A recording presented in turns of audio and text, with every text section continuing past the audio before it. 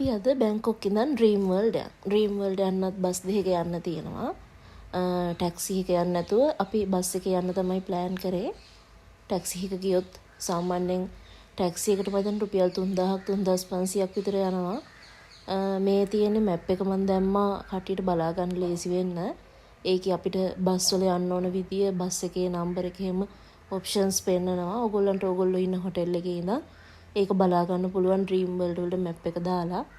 Bus දෙකටම එක්කෙනෙක්ට උනේ ticket price එක බාත් 47යි. ඒ කියන්නේ රුපියල් 470ක් වගේ.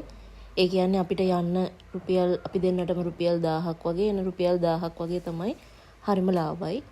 ඊළඟට මේ බස් හරිම කම්ෆර්ටබල්. AC කරපු බස් තියෙන්නේ. ඒ නිසා අර දුර ගියාට එච්චර දැනෙන්නේ නැහැ ඇඟට මහන්සියක්.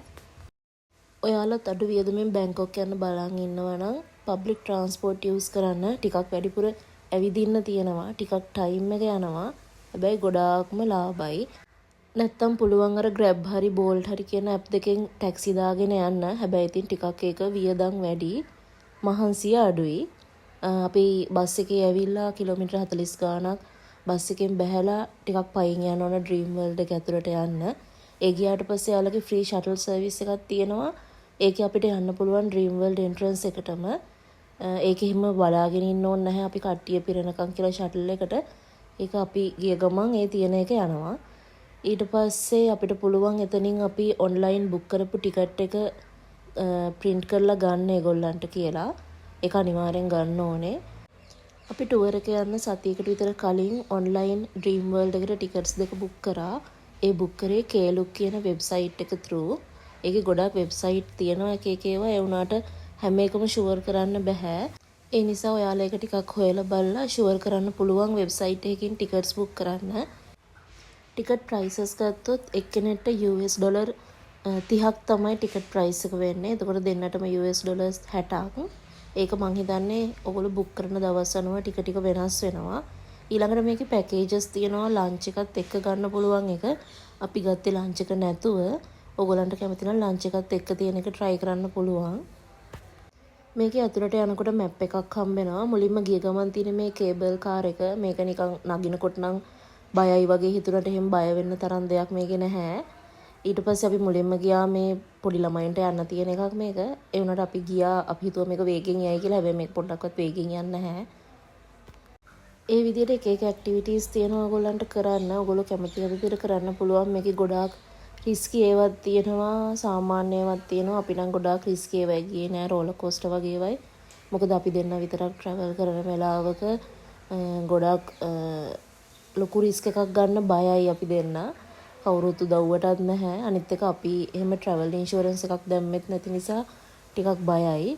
මම නම් රෙකමන්ඩ් කරන්නේ ඔයගොල්ලන්ට යනකොට පුළුවන් නම් ට්‍රැවල් ඉන්ෂුරන්ස් එකක් දාගෙන යන්න. මොනවාම හරි කරදරයක් වුණොත් ඉතින් හොස්පිටල් චාර්ජස් ලොකු ගණන් වෙනවා. සාමාන්‍යයෙන් පැය 4ක් 5ක් ඉන්නකොට ලක්ෂ 2ක් 3ක් යන තරම් වෙනවා.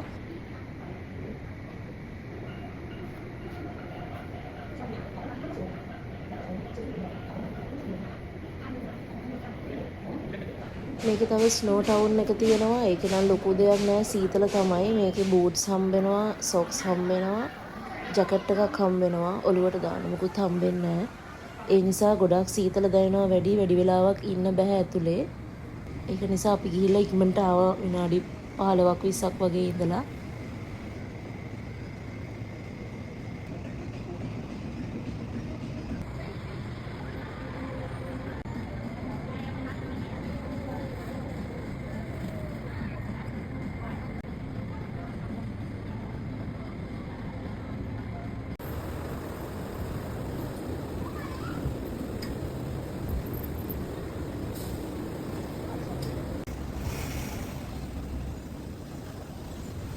මෙන්න මේක නම් ඇත්තටම ෆන්. මේක වතුරේ යන්නේ ටිකක් වේගෙන් යනවත් එක්ක. මේකට මේ ඔගොල්ලෝ තෙමෙන්න කැමති නම් ප්‍රශ්නයක් නැහැ. ඒ වුණාට මම ටිකක් අසනීපෙන් හිටපු නිසා අපි දෙන්නම මේ රේන් කෝට්ස් ගත්තා. රේන් කෝට් එකක් වෙන්නේ බාත් 30යි.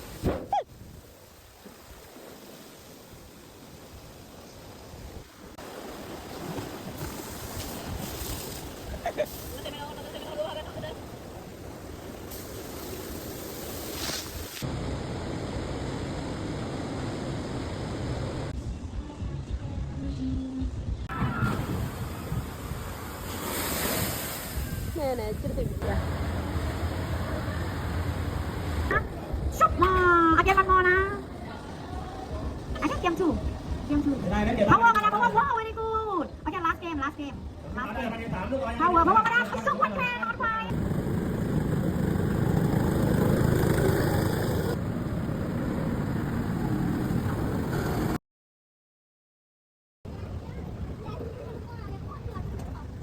මේ තමයි අපේ ඩ්‍රීම් වර්ල්ඩ් බ්ලොග් එක. thank you හැමෝටම බැලුවට. ඊළඟ බ්ලොග්ස් වලදීත් එකතු වෙලා ඉන්න. ඔයාලගේ ට්‍රිප් එකත් තනියම ප්ලෑන් කරද්දි මොනවා හරි ප්‍රශ්න එනවා නම් කමෙන්ට් කරගෙන යන්න. thank you. bye bye.